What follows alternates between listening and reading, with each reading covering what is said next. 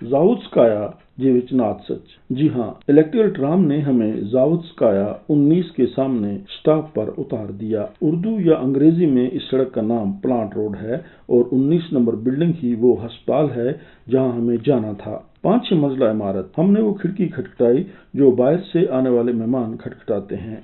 एक नर्स ने खिड़की से देखा और दरवाजा खोल दिया। ये एक दरमियाना सा वेटिंग रूम था जहाँ चारों तरफ बेंच रखे हुए थे। मालूम हुआ मरीजों को मिलने के लिए जो भी आता है वो इस कमरे में अपने मरीज से मिल बैठता है, लेकिन वो इस सूरत में कि मौसम खराब हो। मौसम अच्छा है तो दरवाजा में बनी हुई एक छोटी सी खिड़की से अपने मरीज को जरूरी अशिया दो और छुट्टी करो। नर्स ने मेरा हैंडबैग चेक किया, लूबा का पर्स चेक किया, कहीं फोन किया और हमें 2 सफेद ओवरऑल मुहैया कर दिए।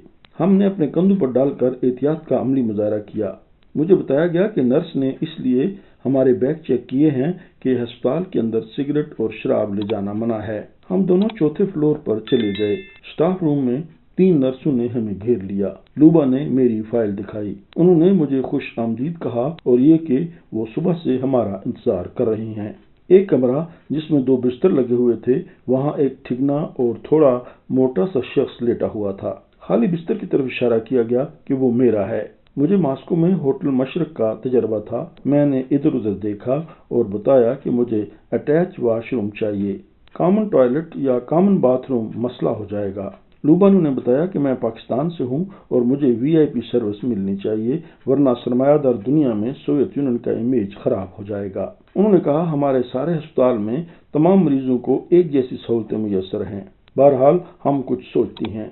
मुझे एक लाइनदार पाजामा और बुशर्ट पहना दी गई और तीनों की तीनों नर्सें मुझे तसल्लियां दे रही थीं कि फिक्र न करो, तुम जल्द सेहतमंद हो जाओगे, तुम इसे अपना घर समझो और हमें अपनी फैमिली। और वाकई ये इमारत अगले कई महीनों तक मेरा घर बन गई और इस इमारत के चौथे फ्लोर के मरीज और स्टाफ मेरा खानदान बन गया। लूबा ने उनको अपना और अरनास्की का नंबर दिया और उनके यानी अस्पताल के नंबर भी ले लिए। तरफैन ने राब्ते रखने पर रजामंदी जाहिर की। ताहम लूबा ने कहा कि मैं कल फिर आऊंगी ताकि जायजा ले सकूं कि ये लोग आपके साथ कैसा सलूक कर रहे हैं। नर्सों ने इस बात को समझकर उसे वेलकम कहा और ये भी कहा कि फिक्र न करो, तुम हमें इतना अच्छा लड़का देकर जा रही हो, क्या हम अपने मेहमान का ख्याल न करेंगी।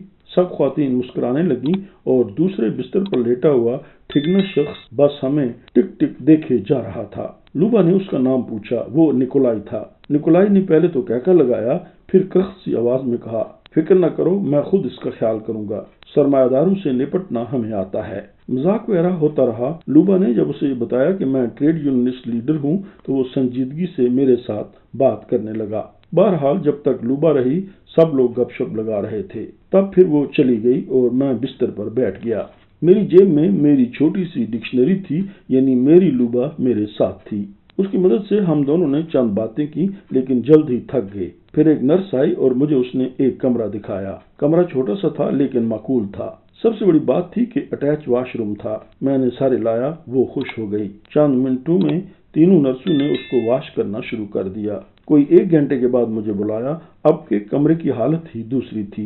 बाद में मालूम हुआ कि ये स्टाफ का कमरा है और स्टाफ के लिए रेस्ट रूम था जो उन्होंने खाली करवा के मेरे लिए सेट कर दिया। मुझे अब इस कमरे में शिफ्ट कर दिया गया। जब मैं अपने बिस्तर पर लेट गया तो दरवाजा नॉक हुआ। मैंने उठकर दरवाजा खोला। एक छोटे कद का खूबसूरत नौजवान कार्ल मार्क्स की दाढ़ी लिए मौजूद था। बहुत ही नरम मुस्कुराहट लिए हुए उसने बताया, मैं काज़मीर अंद्रेच हूँ, आपका अपना डॉक्टर। टूटी फूटी अंग्रेजी रूसी मिक्स में उसने बात की। आहनी पर्दे के पीछे क्या हो रहा था, सोवियत यूनियन में लोगों की जिंदगी कैसी थी। दोस्तों, अगर आप इस बारे में मजीद जानना चाहते हैं तो हमें सब्सक्राइब कीजिए और लाइक भी कीजिए। शुक्रिया।